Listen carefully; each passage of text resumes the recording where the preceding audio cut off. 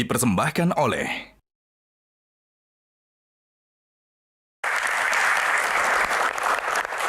sedikit saja sebelum ke box lainnya, apa yang disampaikan Bapak atau bagaimana sih ekspresi Bapak ketika beliau itu mungkin bingung atau harus benar-benar memikirkan keputusan yang berat itu, beliau di balik layar itu seperti apa suasananya? Dan apa yang dilakukan Mas Ilham? Kita waktu itu saya ingat sekali ada diskusi menit. Saya diskusi dengan Bapak, kenapa itu dilakukan? Bapak bilang begini, Ham, kamu harus mengerti. Kalau saya tidak lakukan, percaya sama saya, setelah saya nggak ada yang berani, cuman saya aja. Dilakukan. Dan dia bilang ya itu bisa berakibat negatif. Ya biarlah, nggak apa-apa. Yang saya harus lakukan yang benar. Terus Kang Ilham? Ya saya bilang ya saya mendukung dong. Ya. Itu kan Bapak yang membuat keputusan ya. Jadi ya Bapak tahu konsekuensinya seperti apa. Tapi Bapak bilang ini benar, saya tidak peduli mengenai populer atau tidak. Kalau saya tidak memutuskan itu, untuk selamanya kita akan ada beban itu.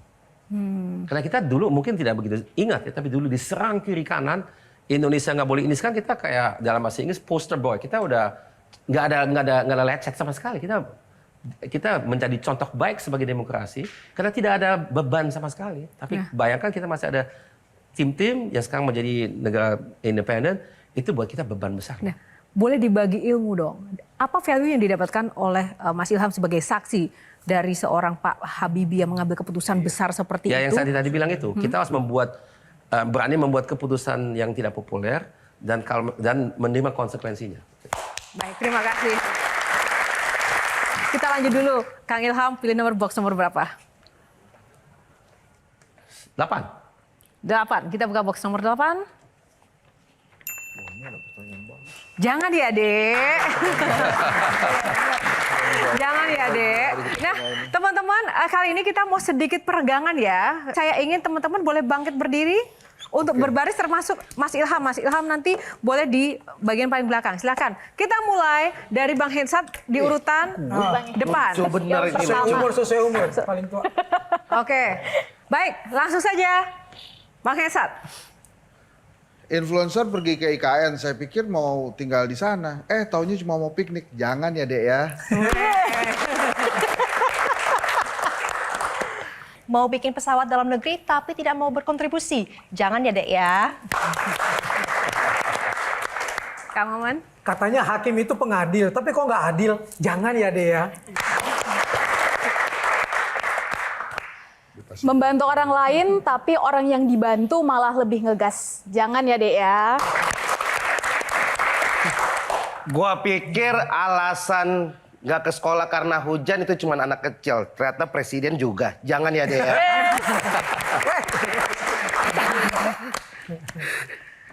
Di DPR seharusnya ikut rapat paripurna. Malah ikut senam bersama. Jangan ya, Dek.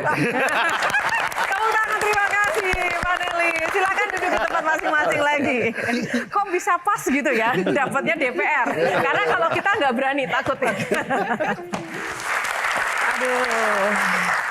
Baik, kita akan langsung lanjut ke box selanjutnya. Pilih nomor berapa? Kang Ilham. 3. Box nomor 3. Data pribadi. Oke. Saya mau tanya Kang Ilham, selain Bapak, ada nggak sih sosok yang menjadi inspirasi dalam hidup ini? Banyak. Oke, yang benar-benar di look up to gitu. Look up to ya. Ada beberapa sosok ya, misalnya tergantung dengan bidang gitu ya. Ada bidang agama, ada bidang keilmuan, ada bidang bisnis gitu ya. Kalau tokoh bangsa? Tokoh bangsa. Saya banyak baca ya, saya suka banyak baca. Saya tidak mengenal yang bersangkutan, tapi saya kira itu memang Bung Karno itu luar biasa. Ya. Dan beberapa tokoh juga kayak Bung Hatta, memang sebagai pendiri, kalau kita tahu latar belakang mereka masing-masing, mereka sangat instrumental dalam gerakan kemerdekaan sewaktu kita masih di bawah Belanda. Itu sangat-sangat inspiratif. Oh ya, Bung Karno dan Habibie ya, luar biasa ya, tokoh nasional kita pun juga sangat menghormatinya. Nah, Gian, terkait dengan data pribadi, silahkan dikulik-kulik apa yang bikin penasaran Gian terhadap sosok Kang Ilham ini. Bagaimana sosok Kang Ilham melihat, kan ya, Eyang tuh sangat fokus dengan dunia pendidikan, ada yayasan pendidikan juga. Melihat dunia pendidikan Indonesia ke depannya. Iya, saya kira kita memang hidup dalam satu zaman di mana ada banyak perubahan. Yang perubahan itu dicetuskan oleh manusia sendiri melalui pengembangan beberapa teknologi yang saya kira ada dampak luar biasa kepada dunia pendidikan.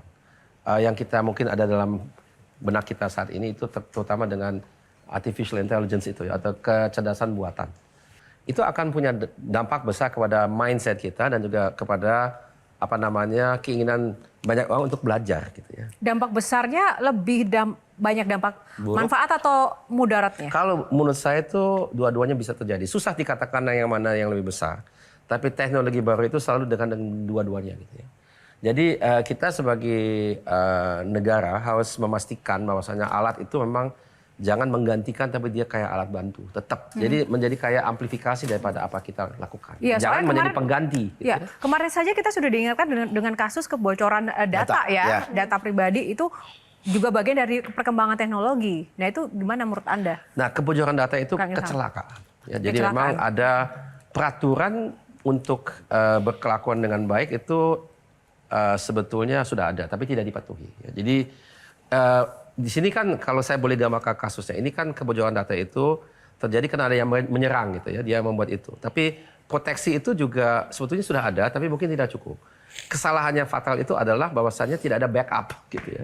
Jadi kalau kita padahal SOP standard operating procedure itu mengharuskan ada backup. Kalau karena tidak ada backup ya benar-benar ada yang menderita sekali. Tapi itu nggak boleh terjadi karena tidak patuh kepada peraturan. Gitu. Shelly. Kang Ilham, menarik sekali penjelasannya. Saya ingin nyambung sedikit aja. Ada istilah di Barat sekarang mengatakan education without wall. Jadi sekarang pendidikan itu tanpa batas, borderless. Badan kita boleh sekarang ada di Indonesia, tapi one click we can connect to 1,000 of people, one click we can share and get 1,000 of information. Satu kali klik jarak ruang waktu jadi nggak ada lagi arti. Dilalahnya itu terjadi pada generasi kami pasca 2019. Dengan kata lain, proses terbentuknya karakter kami ini Betul sekali itu. mulai berubah, Kang. Nah, Gen Z maksudnya. Gen Z. Gen Z, ya. Oh, Gen Z. Gen Z juga. Kolonial bukan milenial aja. dalam pandangan Kang Ilham, karena tadi di awal sudah menyebut 2045, Iya. apa tantangan kami ini dan apa yang harus kami lakukan sebagai Gen Z, generasi muda, untuk menghadapi itu agar proses pendidikan itu tetap selayaknya? Apakah pendidikan formal atau pendidikan tinggi secara formal itu masih penting menurut Kang Ilham? Kalau menurut saya masih penting, mungkin bentuknya berbeda gitu ya. Gen Z punya satu hal yang berbeda dengan milenial, yaitu waktu dalam fase pembentukan karakter mengalami pandemik COVID, di mana nggak boleh berjumpa dengan siapa-siapa, kita benar-benar terisolasi, hanya bisa berinteraksi dengan kebanyakan orang melalui online. Ya. Itu dalam fase pembentukan karakter. Di lain pihak kita juga lihat ya, ada kan tema besar saat ini depresi Gen Z. Ya. Kita ini dibanjiri dengan begitu banyak informasi dan komunikasi secara digital dan virtual. Kita apa yang harus kita punyai? Satu, kita harus punya daya kurasi. Ya. Yang mana informasi benar, yang mana yang tidak benar. Kalau tidak ya sama dengan apa kita misalnya kita mau mendapatkan informasi tapi nggak bisa baca dan tulis, nggak bisa. Itu yang mendasar itu harus ada. Gitu ya. Literasi yang dasar itu. Oke. Itu hanya dapat lewat pendidikan.